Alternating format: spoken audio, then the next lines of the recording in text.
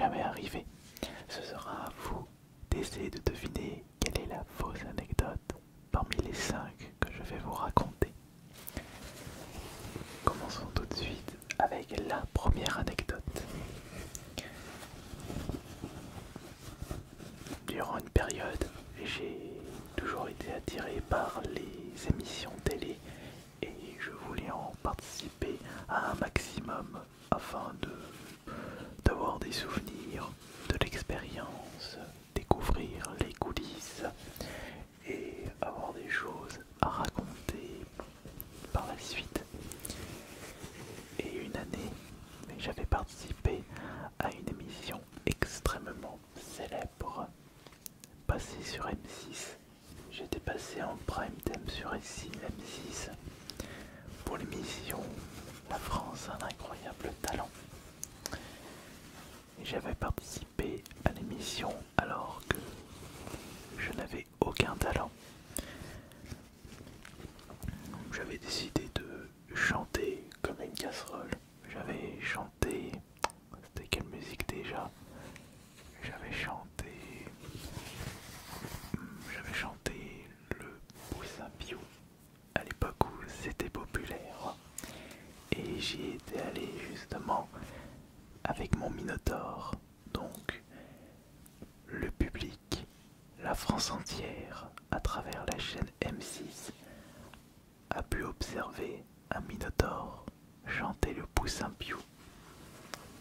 Un Minotaure chantant comme une véritable casserole, à se demander mais que faisait-il dans cette émission, ce Minotaure?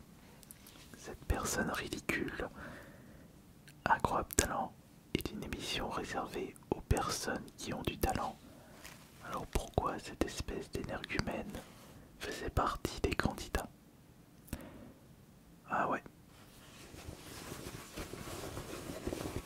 Ça c'était la première anecdote.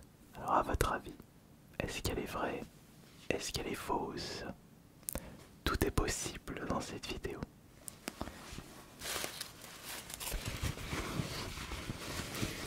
C'est parti pour la deuxième anecdote. Comme vous le savez, je suis très grand fan de la scène métal. J'adore la musique métal.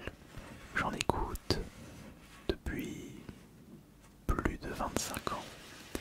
Et j'avais pu découvrir ce style grâce à des jeux vidéo célèbres comme Need for Speed, les Tony Hawk, SSX aussi, hein.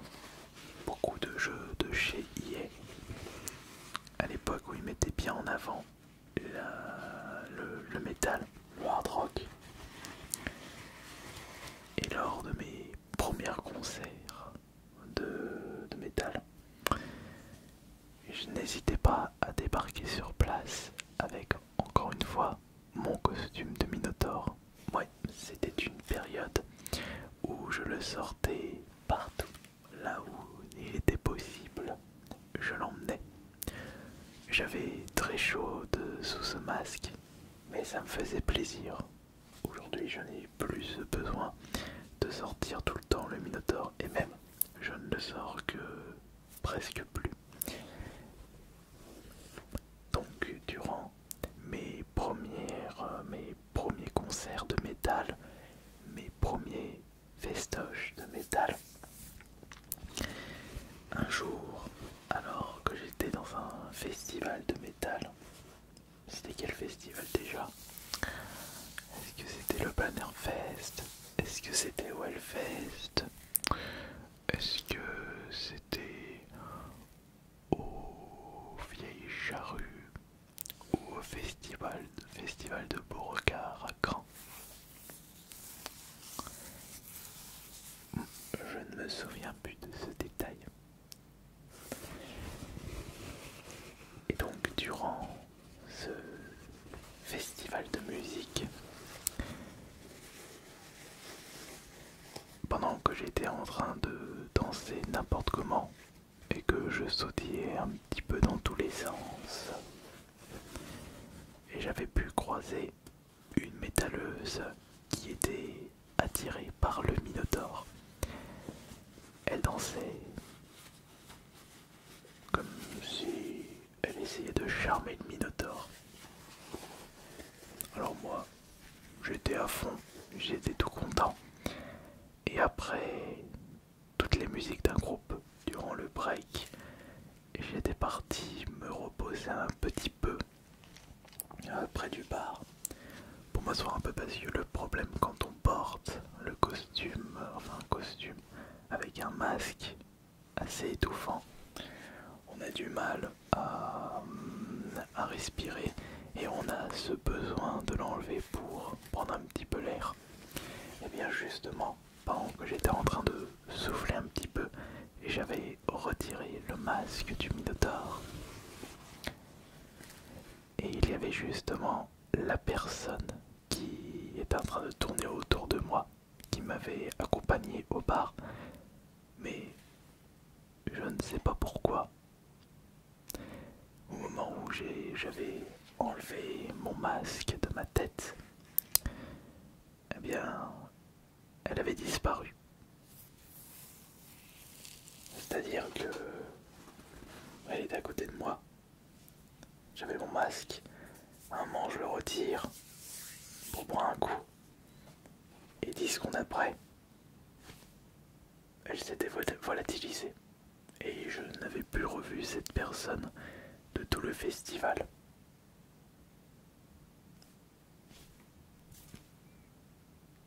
Ça, c'était la deuxième anecdote. Maintenant, laissez-moi vous raconter la troisième anecdote de ce soir.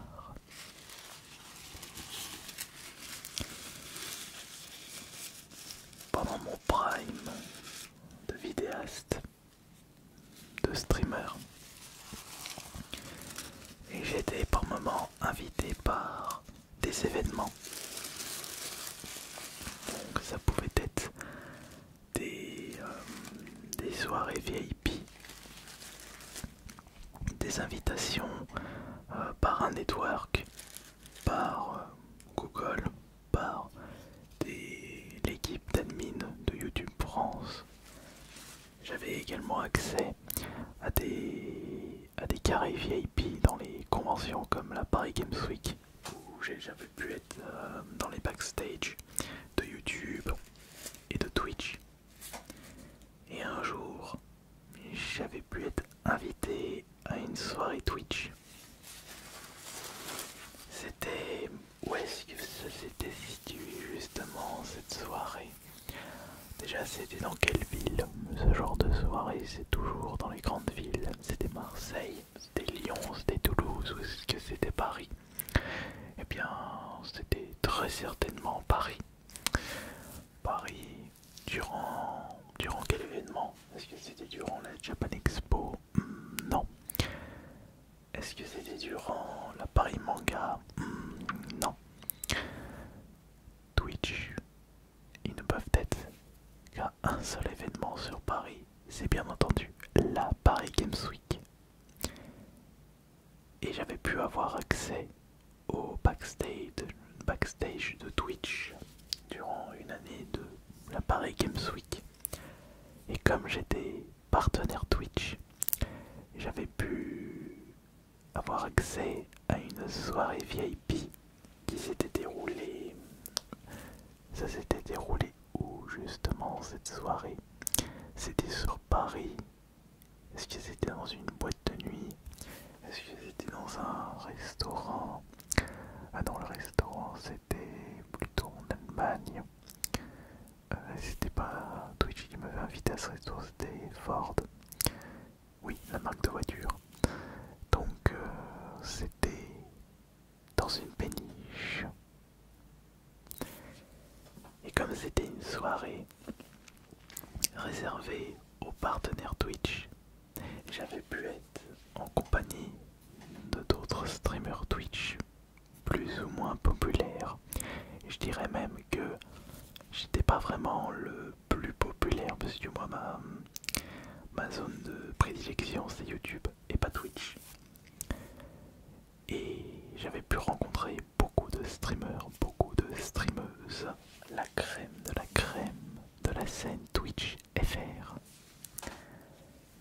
cette soirée, j'avais pu rencontrer des personnalités très célèbres. J'avais pu discuter avec Antoine Daniel. On avait pas mal parlé de RPG sortis sur la PS1 et la Super Nintendo. J'avais également pu rencontrer beaucoup de streamers et de streameuses appartenant à la scène GTA RP. Il y avait également tout le groupe de Kameto qui était présent. J'avais pu voir Gotaga. J'avais même vu Domingo s'amuser comme un petit fou. J'avais recroisé, rediscuté, mais c'était très bref avec Mister MV. Mais j'avais passé beaucoup de temps avec un streamer GTA RP ce jour-là. Je ne sais même plus qui était cette personne, mais très sympathique. Et ce qui était drôle, c'est que durant cette soirée péniche, l'alcool coulait à flot. J'avais pu voir des streamers, je crois même que c'était un streamer League of Legends qui était en train de me draguer parce qu'il était rond comme pas possible. Je ne sais même pas il était à combien de verres et c'était comme le champion de l'époque de Fortnite qui était limite par terre tellement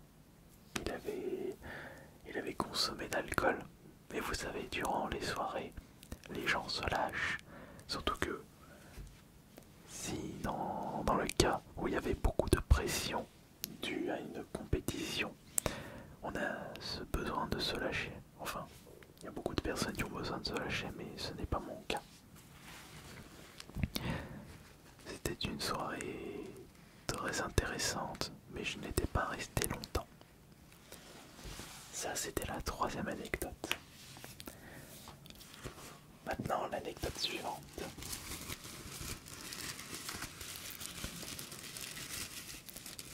Vous savez, quand vous devenez populaire, vous faites contacter par beaucoup, énormément d'abonnés. Des abonnés vous contactent pour vous féliciter. Des abonnés vous contactent pour vous demander dans quelle convention vous serez prochainement. Des abonnés vous apportent leur soutien, vous envoient des petits cadeaux aussi. Et vous avez des abonnés qui vont beaucoup plus loin. Pour ça, faites toujours très attention aux messages que vous recevrez lorsque vous deviendrez populaire. Mais après tout, c'est partout pareil. La popularité attire le monde, les bonnes personnes et les mauvaises personnes. Et à un moment, je reçois un MP d'une personne qui me faisait du rentre-dedans. Après, en soi, ce n'est pas étonnant. Je reçois toujours et tous les jours des MP de la part de charmantes dames qui me draguent. Je vais pas mentir de ce côté-là. J'ai même également des hommes qui tentent le coup, mais malheureusement pour eux, je ne vais qu'avec les femmes. Mais c'est toujours bien de tenter dans la vie. Et donc, un jour, j'ai une femme qui me contacte. On a pu discuter un petit peu. Le feeling passait bien. Et elle m'avait fait une demande très spéciale. Comment pourrais-je vous expliquer ça correctement?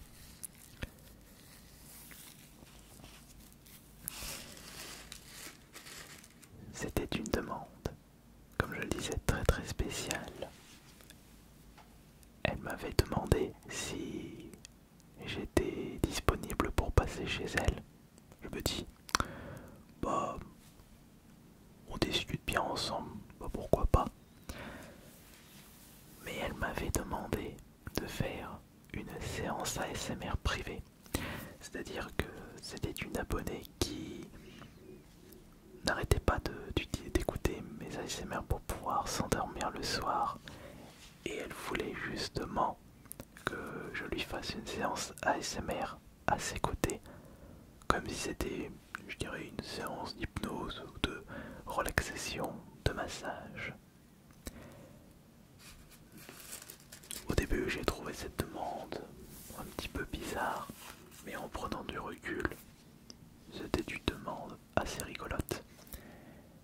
Et au moment où j'avais débarqué chez elle, après avoir fait encore plus ample connaissance, puisque c'est mieux de faire connaissance avec une personne en face à face plutôt que par message, et elle m'a demandé de lui faire de la relaxation, de prendre des petits objets qui se trouvaient un peu éparpillés partout chez elle.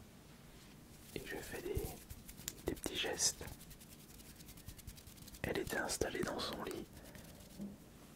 Et ce que je peux vous garantir, c'est que elle s'est endormie, mais d'une vitesse. C'était beaucoup plus rapide de faire une séance ASMR privée qui n'a duré que quelques minutes, plutôt qu'une vidéo ASMR qui dure plus de 20 minutes. Ça, c'était la 4e anecdote. Et maintenant, la 5e anecdote.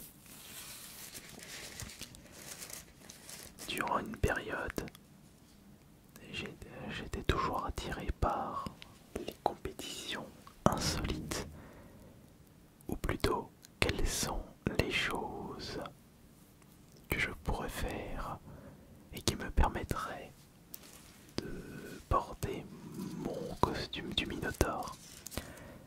Les émissions télé, les conventions, les concerts, et peut-être des tournois ou des compétitions insolites.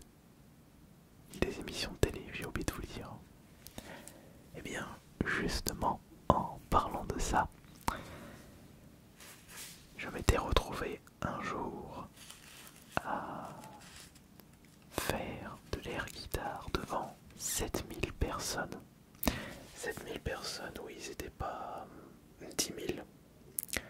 C'était dans un festival à Caen, donc le festival de Beauregard, et je m'étais retrouvé à jouer de la fausse guitare devant toute une scène, alors que j'étais en Minotaure, et peu de temps après, j'avais sorti mon costume de Luigi. Donc j'avais 2 costumes en un. Mon costume de Minotaure et en dessous le costume de Luigi. Et je m'étais retrouvé à jouer de la fausse guitare, de l'air guitare, devant des milliers de personnes qui devaient se demander mais qu'est-ce qu'il fait? J'avais pu obtenir de superbes notes de la part du jury et j'ai été qualifié pour la deuxième manche, puisque l'air guitare ça se déroule en 2 manches. Et durant la deuxième manche, j'avais tenté de faire quelque chose d'autre. Et j'avais pu remporter la première, la deuxième, la troisième, la quatrième ou la 5e place. Je crois que j'étais soit 2e ou soit 3e. Je crois que j'étais 4e. Alors je me souviens plus. Mais là encore une fois, on avait fait la finale de l'air guitare devant des milliers de personnes au festival de Beauregard à Caen. C'était une expérience très rigolote et on avait même eu le droit à nos propres backstage aux côtés d'artistes qui étaient présents au festival de Beauregard, alors qu'on n'était pas du tout des vrais artistes, on était des troubadours, des saltimbanques, des extraterrestres sortis de nulle part. Et ça, c'était la 5e anecdote. Alors, à votre avis, parmi les 5 anecdotes que je vous ai racontées, quelle a été la fausse anecdote? Est-ce qu'il s'agit d'une participation à un incroyable talent sans talent? Est-ce qu'il s'agit de la personne qui a fui après avoir vu mon véritable visage quand j'ai enlevé mon masque de Minotaure? Est-ce qu'il s'agit de la soirée VIP Twitch sur Paris où j'avais pu rencontrer toute la crème de la scène Twitch FR? Est-ce qu'il s'agit de l'abonnée qui m'a invité chez elle afin de me demander une séance privée ASMR? Ou est-ce qu'il s'agit de la fois où j'ai joué de la fausse guitare devant des milliers de personnes, où toutes ces personnes m'avaient applaudi alors que je n'avais pas de talent? À vous de voir. Mais si vous connaissez bien, vous connaissez la réponse.